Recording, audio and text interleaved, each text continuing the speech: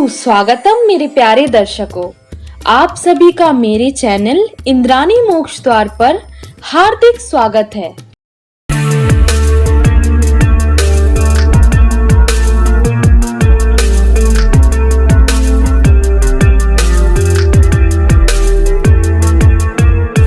इस वीडियो के पहले भाग में हमने देखा था कि कैसे राजा इंद्रद्युम्न द्वारा पुरी में श्री जगन्नाथ जी की स्थापना हुई, क्यों श्री जगन्नाथ जी की मूर्तियां अधूरी रह गई, और साथ ही जाना था कि कैसे प्रभु श्री कृष्ण की मृत्यु के बाद उनका हृदय पुरी तक पहुंचा, जो कि आज तक श्री जगन्नाथ जी की मूर्ति में सुरक्षित है।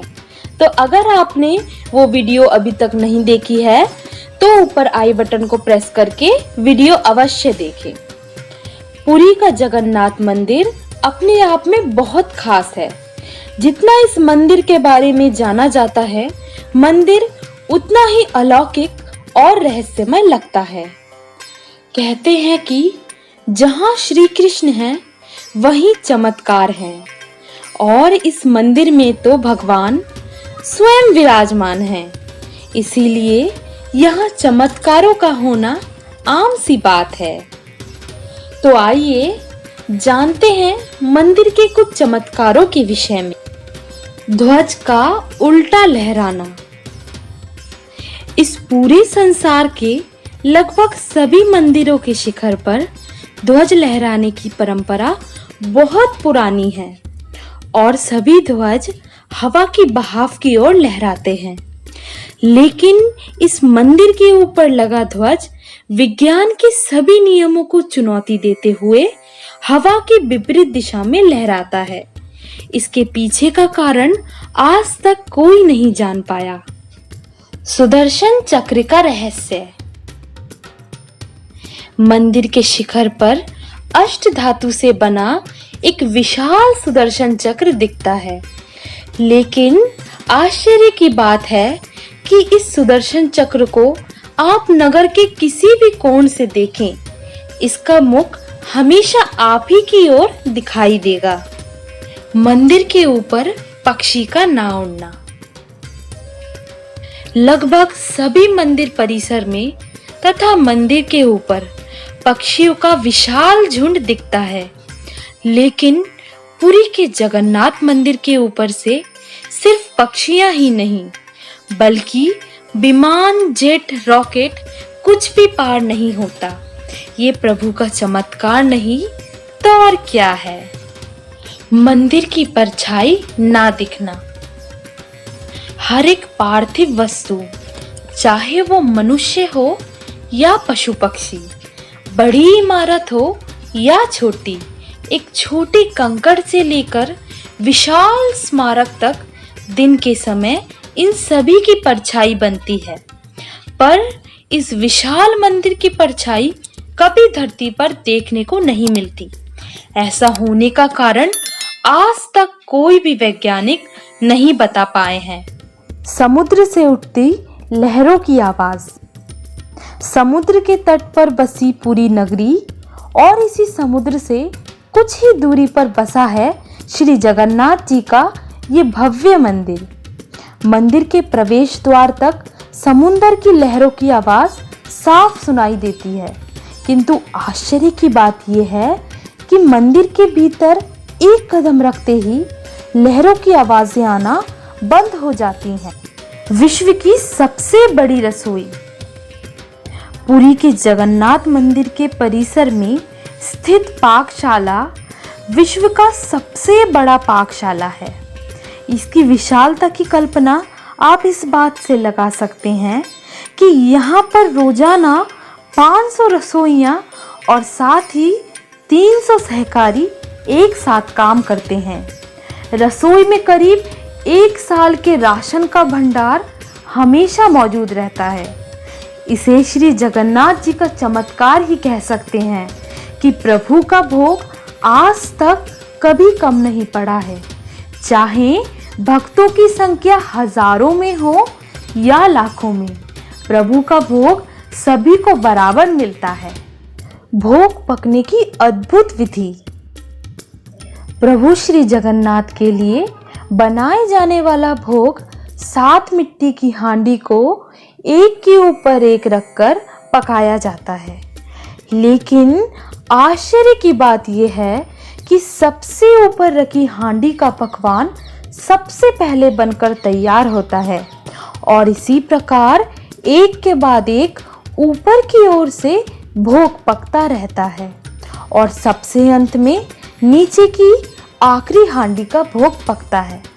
इसी से पता चलता है प्रभु की लीला अपरंपार। ये थे पुरी के जगन्नाथ मंदिर के कुछ रहस्य जिसे आज तक कोई सुलझा नहीं पाया है। ये मंदिर जितना रहस्यमय और अलौकिक है उतनी ही आकर्षक और मनभावक है यहाँ पर हर साल होने वाली रथ यात्रा। पुरी नगरी अपनी रथ यात्रा के लिए सारे विश्व में प्रसिद्ध है। हर साल देश विदेश से लाखों दर्शनालु इस संसार की सबसे बड़ी रथ यात्रा में शामिल होने पुरी में आते हैं। मान्यता है कि रथ की रस्सी अगर किसी को छूने को मिल जाए तो उसे मोक्ष की प्राप्ति होती है। आषाढ़ माह के शुक्ल पक्ष के द्वितीय दिन पुरी में रथ यात्रा निकलती है। मंदिर से श्री जगन्नाथ जी अपने बड़े भाई बलभद्र और अपनी लाडली बहन सुभद्रा को लेकर 7 दिनों के लिए अपनी मौसी रानी गुंडीचा के घर जाते हैं और 8वें दिन फिर मंदिर में वापस लौट आते हैं। हर साल वसंत पंचमी यानी सरस्वती पूजा के दिन से रथ निर्माण के लिए नीम के पेड़ों का चयन शुरू होता है। पेड़ों की चयन होने के बाद उन सभी पेड़ों को एक विशेष विधि अनुसार पूजा की जाती है और बाद में सभी पेड़ों को काटकर मंदिर परिसर में लाया जाता है। अक्षय तृतीया के दिन से रथ निर्माण का कार्य शुरू होता है। उसी दिन से करीब 150 विश्वकर्मा सेवक दिन में 16 से 17 घंटे काम करते हैं। रथ के निर्माण के लिए मंदिर परिसर में लगभग 200 फीट लंबी छावनी का निर्माण किया जाता है जिसे रथ खला कहते हैं। रथों के निर्माण के बाद रथ यात्रा के दिन तीनों रथों को एक के बाद एक मंदिर से बाहर निकाला। यात्रा के दौरान श्री जगन्नाथ जी का रथ सबसे आगे रहता है। 45.6 फीट ऊंचा और 7 फीट चौड़ाई वाले इस रथ में 16 पहिए होते हैं। रथ लाल पीले कपड़ों और सफेद घोड़ों से सुसज्जित होता है। इस रथ के कई नाम हैं जैसे गरुण ध्वज, नंदी घोष, कपि ध्वज आदि। रथ के घोड़ों को शंख और बलाहक कहा जाता है। इस रथ के सारथी हैं दारुक और रथ की रस्सी को शंखचूर कहते हैं। इस रथ के पीछे बड़े भाई बलभद्र जी अपने रथ ताल ध्वज में सवार रहते हैं। 14 पहियों वाला ये रथ 45 फीट ऊंचा और लाल नीले हरे कपड़ों से सुशोभित होता है। रथ में नीले रंग के घोड़े होते हैं जिन्हें दीर्घशमा, स्वर्णनाभा इत्यादि नामों से जाना जाता है। रथ के सारथी मताली तथा रथ को खींचे जाने वाली रस्सी को वासुकीनाथ कहते हैं। बलभद्र जी के रथ के पीछे सारथी अर्जुन को साथ लेकर छोटी बहन सुभद्रा अपने रथ दर्प दलन में सवार रहती हैं। 44.6 फीट ऊंचे इस रथ में 12 पहिए होते हैं और रथ लाल और काले कपड़ों से सजा होता है। इस रथ को खींचने वाली रस्सी को स्वर्णचूड़ा नागनी। रथ यात्रा के इस पावन समारोह में शामिल होने केवल पुरी नगरी ही नहीं बल्कि देश विदेशों से भी लाखों की संख्या में भक्त आते हैं और अपने प्रभु के इस भव्य रूप के दर्शन करते हैं। प्रभु और उनके भक्तों का इतना बड़ा मिलन सागर शायद ही संसार में कहीं और देखने को मिलता होगा। अगर कभी संभव हो तो आप भी इस पावन और पवित्र यात्रा में शामिल होने का प्रयास जीवन में एक बार अवश्य करें। तो कैसी लगी आपको आज की कहानी, मुझे कमेंट करके जरूर बताएं। वीडियो अच्छी लगी हो तो वीडियो को लाइक और शेयर करें। अगर आप इस चैनल पर नए हैं तो मेरे चैनल इंद्राणी मोक्ष द्वार को सब्सक्राइब करना ना भूलें। तो फिर मिलेंगे ऐसी ही कोई नई वीडियो में। तब तक के लिए खुश रहें, सुरक्षित रहें। जय हिंद, वंदे मातरम।